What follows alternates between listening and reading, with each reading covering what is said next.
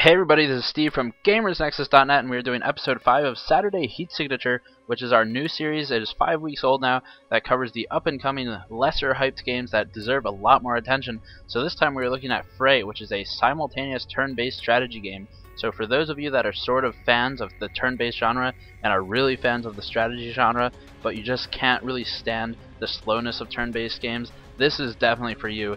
For those familiar with Frozen Synapse, it is actually very similar to Frozen Synapse in that it is turn-based and it can be played simultaneously, but in Fray there is no play-by-email system like in Frozen Synapse. It must be played all at the same time, and there's no huge waiting problem because you don't have unlimited turn durations.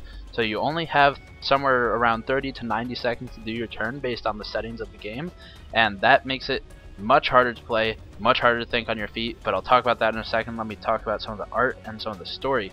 The artistic direction is very cool. It is a super dark game. They will have brighter levels, but as with the cyberpunk and dystopian genre, which is what Fray desperately wants to fit in with, and does a very good job, by the way, as with that genre, it is very dark, and it does not have a pleasant outlook on the future of the of the way things are going. So no flying cities, none of that. It's just kind of all in disrepair and falling apart, and corporations warring constantly by pitting their drone-like people against each other who have all been re-educated in the facilities to make sure that they, of course, know which is the true best corporation. And so we are fighting in a virtual reality terminal, defending all that we have ever been trained to know by our corporation. So it is our job to get out there and fight the other ones, and that's what we're doing. You are assigned a squad of 4 members.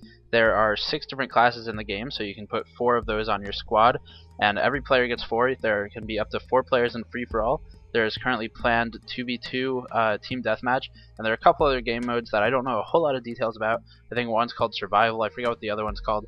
I know one of them is more of a capture the flag setting, and Survival is probably a stay alive longer setting, but I will get back to you on those.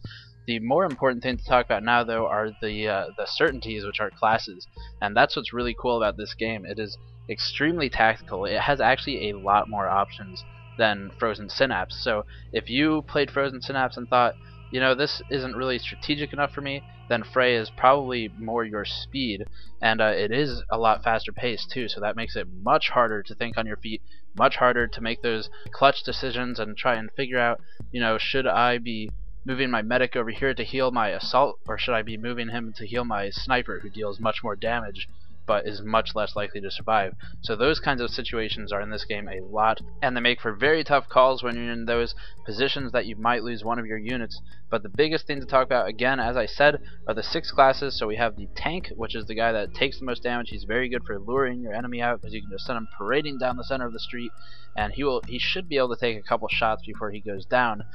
He also has a couple of gadgets that make him very useful, like his guard, or I call it Guardian Shield. I forget where I'm pulling that from, but he has a shield that, of course, is sort of like the Halo bubble shield, except it's not really a bubble right now. He also has bullet attracting gauntlets, I guess you could call them. I don't think they're completely implemented yet, but I'm not entirely sure. And he has a couple of other stuff like that that's basically just made for tanking, just like in an MMO or something like that. There's also Assault, which is the backbone of your offensive unit. He has a very cool teleport ability that lets him get back there, get behind the medics and the rogue-like units, and take them out with his big guns while they are completely off guard because he just teleported back there and shot them to ribbons. He also has a grenade launcher, which is extremely effective.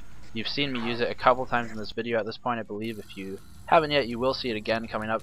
And the grenade launcher is it's perfect for dispersing those clusters of units, which clustering units can be a very effective strategy in this game, but in order to try and stop players from doing that and encourage them to use flanks and all those kinds of splitting up and different tactics like that, sneak attacks, the developers have implemented all kinds of area of effect attacks and all kinds of gadgets that will simply do things like reveal the area and stuff like that. And what we're looking at right now is actually some motion capture from the game. I know I haven't finished describing the classes yet, but this is actually some motion capture that the devs did. So it kind of, I put it in here because it's actually really funny. It shows their personality. They are really funny people. They're really competent too, and they are also very into their game. So if you want to play, if you want to get this game pre-order, whatever, you can get alpha right now and jump in there and play with the devs play against them in their own game, and they'll go easy on you for a little bit, and then they'll just start kicking your butt left and right. But that said, let's get back to classes. So we have tank, we have assault. Sniper is pretty self-explanatory, extremely high damaging, but very, very weak. So you can normally keep one alive by sticking your medic on him for a little bit and just shooting medic healing bullets at him, basically. And that'll keep him alive for a little while, but not very long. So you want one of those assault or tank heavier units there with him. And then there's also the medic, who I just described, and you have the stealth unit called the Shadow. And a Shadow is able to go camouflage, sneak behind the enemy lines, infiltrate them, and basically assassinate their light armored, very high importance units. And medics and snipers are extremely important if you know how to use them. All units are extremely important if you know how to use them, just like most well-balanced strategy games.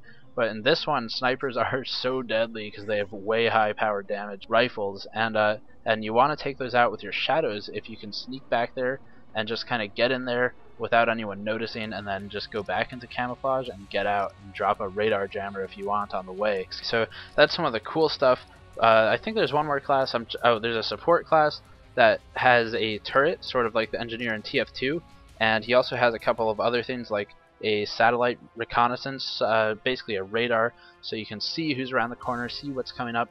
And all of this just comes back to one thing: it makes for a very good strategy game because all of these units have tons of gadgets and tons of weapons, and you can unlock even more as you level your units up.